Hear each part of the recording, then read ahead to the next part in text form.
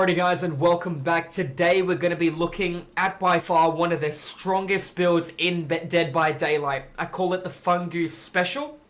It can be ran very powerfully on 3 killers individually. As you can see, it can be ran on the Cannibal, it can be ran on the Plague, and it can also be ran on the Oni. Now, you might have seen a couple of people running around with this build. I've been wanting to share it with you guys for quite a bit of time now, ever since the PTB, but here it is. I will be also uploading some gameplay with this as well, with this build as well, so you guys can see what I'm talking about and the value. But for now, in this video, I just want to quickly show you what the build is and how it works and why it works so effectively. So be sure to keep your eyes peeled for the content coming very soon with the educational, informative gameplay of the build. Now, this build makes Leatherface a powerhouse. One of the weakest killers is what people refer to him as, with a 2.5 second chainsaw rev, and he slows down and loses movement speed to 95% or 96% while pulling up his saw.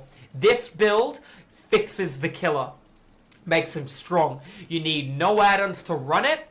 Now let's get straight in and see the build. Yet again, I call it the FunGoose Special. Okay, it is Corrupt Intervention, Pop Goes the Weasel, Play with Your Food, and Nemesis. Now, these perks is a Plague Teachable unlocked at level 30, a Clown Teachable unlocked at level 435, Play with Your Food, a level 35 Teachable from Michael Myers, and Nemesis, a level 40 killer from the Oni. You will notice none of these perks are Leatherface. Now, quick benefit about playing Leatherface. A lot of people assume Leatherface has a perk called Barbecue and Chili because it is his own Teachable. People expect him to always be running it. However, not running it, people can stall out time by using lockers and trying to hide from you being on Barbecue, even though you don't even have the perk at all. So what makes this build the best build? Now, you can replace Corrupt with Ruin. Ruin relies on luck. Now, running this build, I know generally what I can achieve in most scenarios and in most maps, what I can do in 120 seconds. Ruin can last 10 seconds, Ruin can last 5 minutes. I don't want to rely on a luck aspect in the build. I want to rely on what kind of pressure I can keep out throughout the board at all times. Corrupt Intervention will allow me to have that for 1 minute and 20 seconds, or 2 minutes, sorry. Let's have a little bit of a look. So we've got Corrupt Intervention. What does it do? This will seal the 3 furthest generators away from the killer. It works on all maps. Big maps, small maps, tall maps, doesn't even matter. Many platforms. This will allow you to, wherever you spawn, the furthest 3 jennies will seal. If you're on an Autohaven Wreckers map, the one shaped like a dumbbell, you can seal half the board and get huge pressure out on one side of the board. You know, it works on good maps like even the Swamp. There can be up to 3 platform jennies. Hattonfield can be up to 3-4 platform jennies. You get really unlucky with flips on Hattonfield. That being said, it's going to give me gradual stability no matter what map I'm on. If I'm obviously on a map like the Game, I'm going to get a lot less value off this perk, but more often than not, it is here for stability. The next perk is going to be Pop Goes the Weasel. Pop Goes the Weasel, yet again, like Corrupt, this is going to be what allows me to make the game go longer. If I did not have Pop, if I had Barbecue for situational awareness, Discordance for information, Thrilling Tremor for stall, none of it is going to allow me to hold on to the game as much as Pop. Huge generator regression, 25% of what is completed. It takes 80 seconds to do a Jenny. If I kick that with Pop at 99.9%, 20 seconds instantly off the Jenny, and a percent per second approximately as well. You can get huge snowball opportunities going out off this as well. Moving on to the next perk, Play with Your Food. When you enter Chase with Your Obsession, when the Chase with Your Obsession ends, you get 5% movement speed. That is huge. 5% is the equivalent of Bloodlust. Now, a little trick with Play with Your Food. If Jeff is running in front of me and is my obsession, and Megan is running in front of me and is not my obsession, if I hit Jeff and he gets around the corner and Chase ends, I get a token. If Jeff goes around the corner and I hit Megan, I then get a token, based on the fact that the chase ended with Jeff. If Jeff went left, and then I kept following Megan and didn't hit her for 20 seconds, the second Jeff is out of chase for 3 seconds, I get a 5% movement speed benefit. That is huge. 5% to the untrained player might not look like a lot, but I can tell you after thousands of hours, this is the build that is going to allow you to destroy that Swift that always gets you. You can run things like Tuning Guide and Thompson Mix, Tuning Guide and Thompson. You can run Tuning Guide and Primer Bulb. You can run Tuning Guide and Beast Marks. You can't run Thompson Mix because that's a Hillbilly add-on.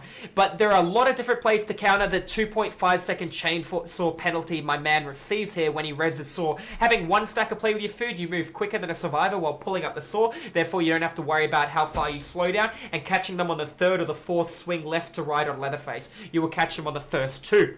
This being said, the final perk is what brings this entire build together. Nemesis. Nemesis is so important to understand. When I receive a pallet stun, that's right, not avoiding the pallet, hiding my light and then M1ing him and he doesn't throw the pallet. When I am pallet stunned, instantly I receive 5% movement speed. I know what you're thinking. Holy crap. As long as I'm looking in front of me and I'm not hiding my light, moonwalking and trying to hit, and getting stunned in the back, as long as I'm physically looking in front of me, when I receive a pallet stun, I will get 5% movement speed. The one exception is if a guy jumps in a locker with DS and you grab him out of the locker, you're looking at the locker, he'll DS and he won't enter chase. That's the one exception. If he's on the ground and he picks you up in DS and runs out in front of you, then that's okay too. You'll get a stack of 5% movement speed. The thing about this perk is the Obsession glows pink for 4 seconds. So he pallet stuns you. You're looking at the ground.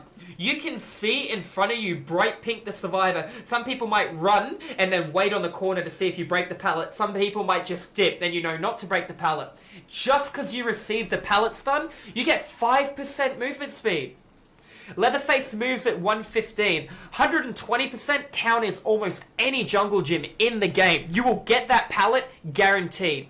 This being said, this build is very important to understand when to M1 somebody and when to chainsaw them. For the vast majority of time, you want to go for M1s and chainsaw when you see a really good opportunity. You're moving at 120, 125% movement speed and you can just down them straight away. You're flying across the board. For just the simple person who doesn't know, a Wraith moves at 126% movement speed while cloaked with no add-ons.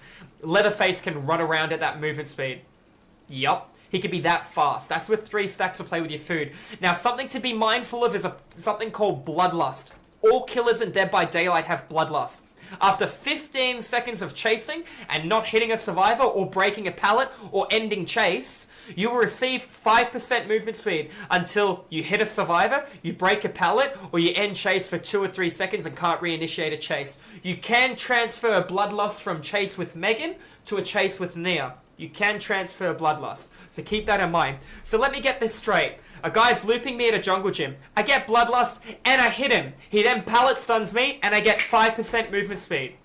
Okay, I didn't hit him, and he ran around the jungle gym. I walked straight through the pallet, and he tried to bait it out because he thought I'd respect it and chainsaw it. Then I chainsaw him down. Okay, I walk through the pallet, he stuns me. I get 5% movement speed. He's taken bad pathing to the left where there's no jungle gyms. I down him. He took bad pathing towards a double L wall. I can go straight over and get him again. He took good pathing to the center of the board where there's multiple pallets and gens. I let him go. I might even not break the pallet. Break the pallet, rotate elsewhere at 120% movement speed. You are going to catch phenomenal people with this build. Every game I've ran this build has been devastatingly powerful. Very good people underestimate the fact that the movement speed in this game is key. Bloodlust after 15 seconds gives you 5% movement speed. After an additional 15 seconds, so 30 seconds, it gives you 2.5. And then after another 15, Bloodlust 3 will give you 2.5. So Bloodlust gives you 10% movement speed over a period of 45 seconds.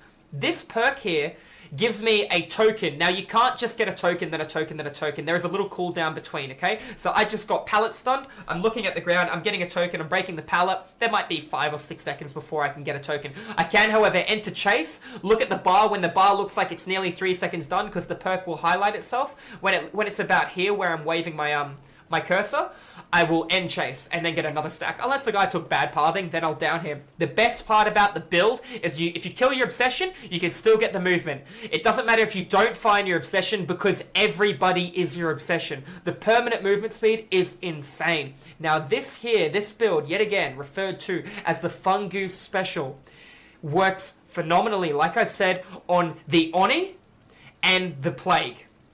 Think about it. The Plague permanently has everybody injured on the map if they're not using wells. Okay, so then you get pallets done by Jeff. You're now moving at 120% movement speed. Sure, Jeff might be able to know you have it, but somebody else is going to get caught out because you're moving so damn fast.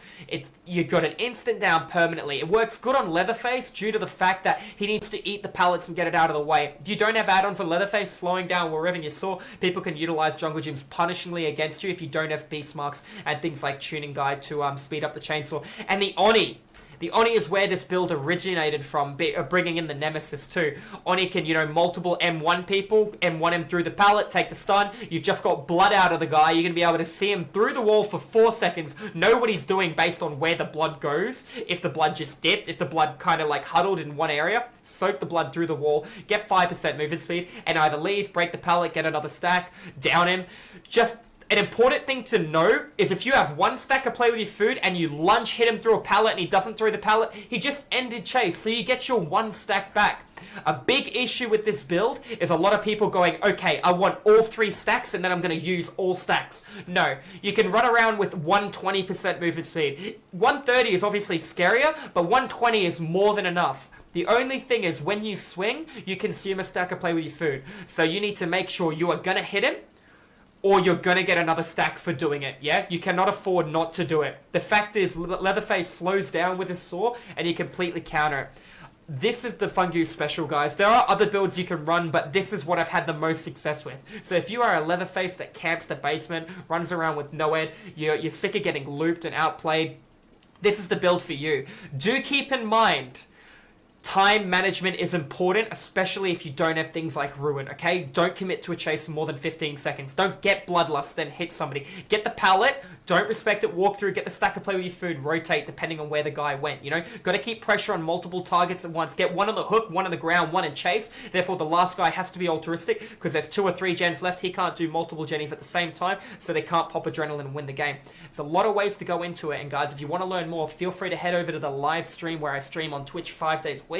It'll be my pleasure to teach you guys as much as I can about the FunGoose Special and all other builds. We do play every killer in the game, and it's a pleasure to have you guys in here. Now, do keep in mind, the build can work on every killer, but excels phenomenally on those 3 killers. Yet again, just to wrap it up, that's the Cannibal, or also known as Leatherface. That's Oni, the new killer in the game, and the Plague. So guys, try it out. Let me know what you think about the perk, guys. Let me know what you think about the FunGoose Special build. We will see you guys real soon in the next video. Do keep in mind, I will be posting some more videos where you guys can see actual content of this build in-game while I call out how to do what and the effects. That'll be coming real soon. So guys, God bless, stay safe, and we'll see you soon. Thanks for watching.